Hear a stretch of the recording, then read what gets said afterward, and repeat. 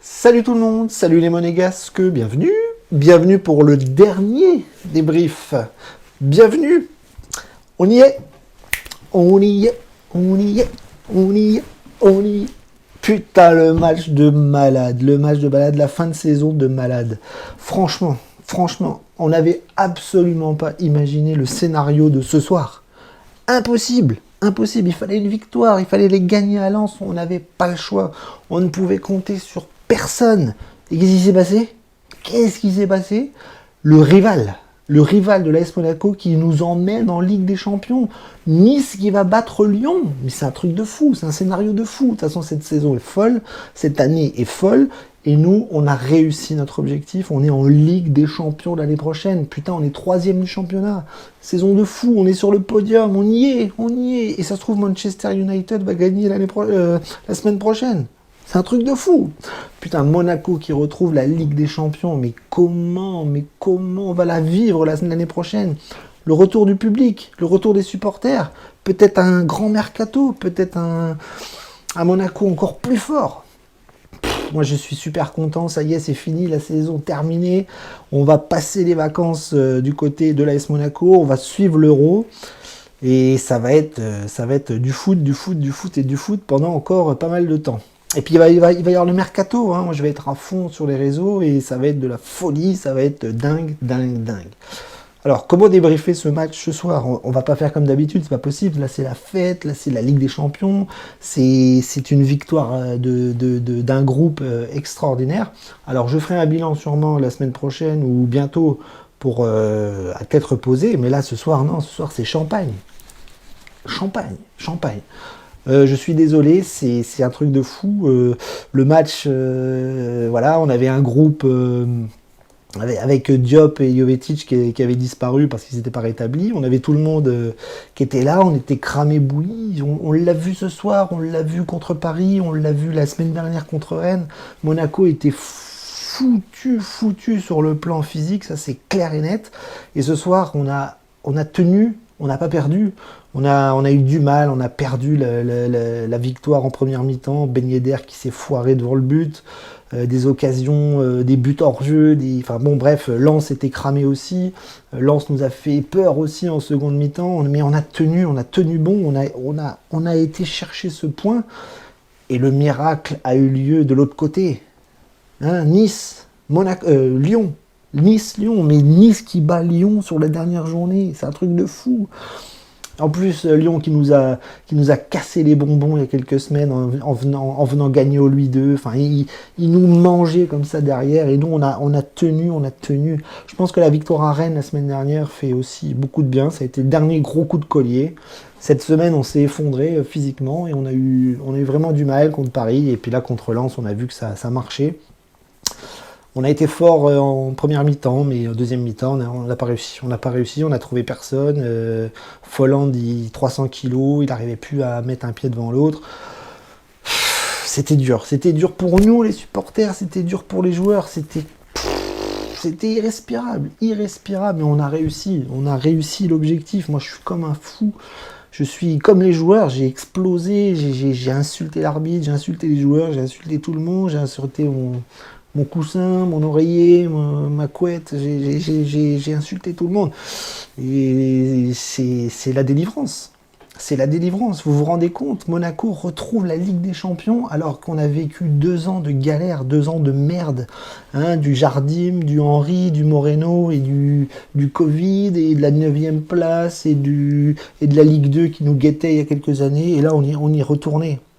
Putain, le choix Kovac, le choix Mitchell, ça a payé, ça a été vraiment le top du top. La mayonnaise a pris, on a retrouvé le grand Monaco cette année et j'espère vraiment que l'année prochaine, on va hausser le niveau au niveau du mercato, on va hausser le niveau au niveau de la préparation, on va hausser le niveau au niveau de tout ce qui compose une équipe de foot qui doit enchaîner Coupe de France, Ligue 1, et Ligue des Champions, parce que la Ligue des Champions, c'est pas rien.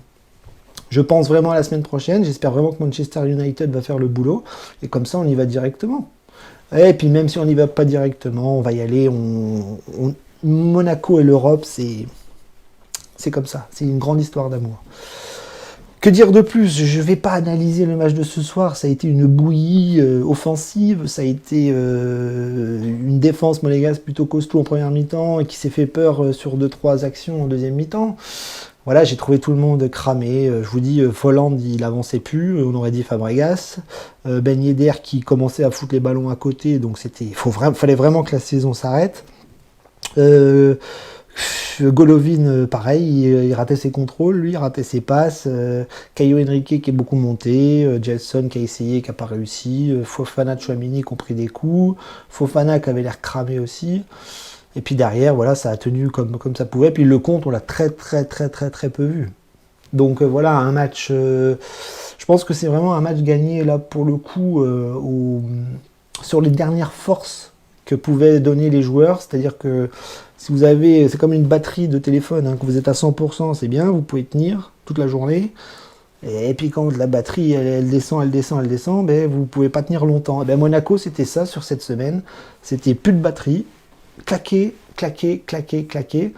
Mais on a réussi à aller choper ce point à Lens et cette victoire niçoise est folle. C'est un scénario de dingue. Mais il n'y a que le foot qui donne des sensations comme ça. Mais voilà, nous on en profite, on peut faire maintenant rapidement le bilan d'une saison exceptionnelle. Franchement, la Coupe de France, on l'a à travers la gorge, c'est clair. Il n'y aura pas de titre cette année, mais il y a un podium. Et un podium, c'est énorme parce que c'est une course d'endurance, c'est un championnat qui nous aura amené beaucoup de joie, beaucoup de peur aussi, et ça aura été voilà jusqu'au bout du bout. Et j'ai même envie de vous dire, quand le coup de sifflet final à Lens a été sifflé, c'était pas fini. Tout le monde avait les téléphones, tout le monde regardait les résultats, et là quand les joueurs ont levé les bras, ont crié, ben, nous on était pareil dans notre chambre, dans notre salon, dans notre voiture, dans notre je sais pas quoi, et on y est. Donc voilà, je vais pas faire un débrief, je peux pas, je suis trop content, trop heureux, trop foufou, là je pense que je vais pas dormir de la nuit. Je vais essayer de vous mettre le débrief le plus rapidement possible, mais là je vais savourer, je vais penser à l'année prochaine, je vais préparer le mercato comme un Paul Mitchell, je vous le dis, moi quand c'est le mercato, je suis à fond dedans, je vais vous sortir les rumeurs de merde, les rumeurs sérieuses, et puis on va rigoler, on va espérer, on va pleurer, Le mercato, c'est ça aussi, c'est des émotions, voilà, toute la journée, ça monte, ça descend, ça monte, ça descend, il y a du vrai, il y a du faux. Et puis après, quand il y a du vrai, c'est regroupement d'informations. Si on va voir les copains sur Twitter, on leur demande si c'est vrai, si c'est pas vrai, et puis voilà, c'est les joies du mercato. Alors maintenant, je ne vais pas faire le bilan de l'effectif maintenant, mais j'espère qu'on gardera une ossature forte, qu'on va virer ce qu'on ne voudra plus, et puis qu'on va surtout recruter des joueurs importants. Parce que là, avec la Ligue des Champions, j'espère qu'on va attirer des beaux et des grands joueurs.